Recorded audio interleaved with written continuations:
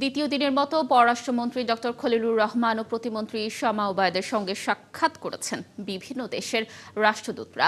বৈঠকে অংশ নিতে সকাল 11টার দিকে পররাষ্ট্র মন্ত্রণালয়ে যান যুক্তরাষ্ট্র, ইউরোপীয় ইউনিয়ন, স্পেন, ফ্রান্স, জার্মানি ও ডেনমার্কের রাষ্ট্রদূত।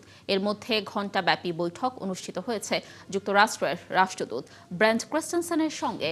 দ্বিপাক্ষিক বাণিজ্যিক, সামরিক ও ইন্দো প্যাসিফিকের নিরাপত্তা নিয়ে বৈঠকে আলোচনা হয়েছে বলে জানা গেছে।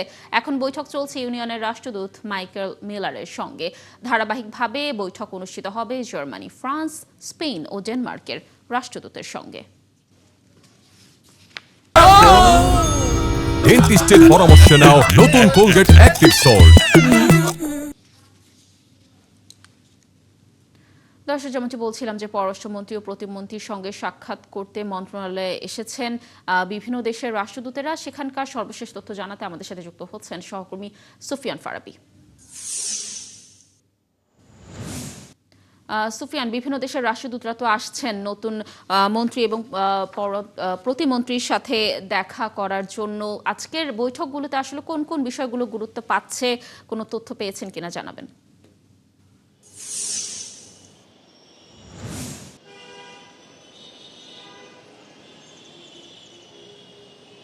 লাবণী, অনেকদিন পর আমরা দেখলাম যে ঢাকায় নিযুক্ত যেসব রাষ্ট্রদূতরা রয়েছেন তারা এত আন্তরিক হয়ে পররাষ্ট্র মন্ত্রণালয়ে এসে তাদের সরকার গঠনের পরপরই তারা আসলে তাদের অভিনন্দন বার্তা তো আগেই জানিয়েছেন, সেটি আনুষ্ঠানিকভাবে সামনাসামনি জানাতে তারা এসেছেন এবং তারা আগামীতে কোন কোন বিষয়গুলো নিয়ে কাজ করতে চান সেসব বিষয়ে একটা ইঙ্গিত দিতে ইঙ্গিত বা প্রাথমিক আলোচনাটা আজকে সেরে যাচ্ছেন। আমরা দেখেছি ঘণ্টাব্যাপী বৈঠক হয়েছে যুক্তরাষ্ট্রের রাষ্ট্রদূত ব্রেন্ট ক্রিস্টেনসেনের সঙ্গে। তিনি বিভিন্ন বিষয়ে কথা বলেছেন।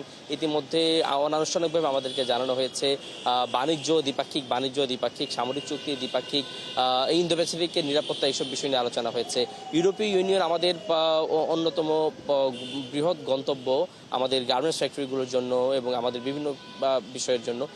মাইকেল মিলার কিন্তু এই মুহূর্তে পররাষ্ট্রমন্ত্রী এবং প্রতিমন্ত্রীর সঙ্গে সাক্ষাৎ করছেন এবং তারা কিন্তু আলোচনা করছেন কিভাবে জিএসপি সুবিধা রয়েছে, আমরা যেটা পেয়ে আসছি, আমাদের জিএসপি সুবিধা দেওয়া হচ্ছে আমাদের তৈরি পোশাক শিল্পের প্রতি, সেটা যেন অব্যাহত থাকে সে বিষয়ে আলোচনা হচ্ছে, এমন ধারণা কিন্তু আমরা পাচ্ছি।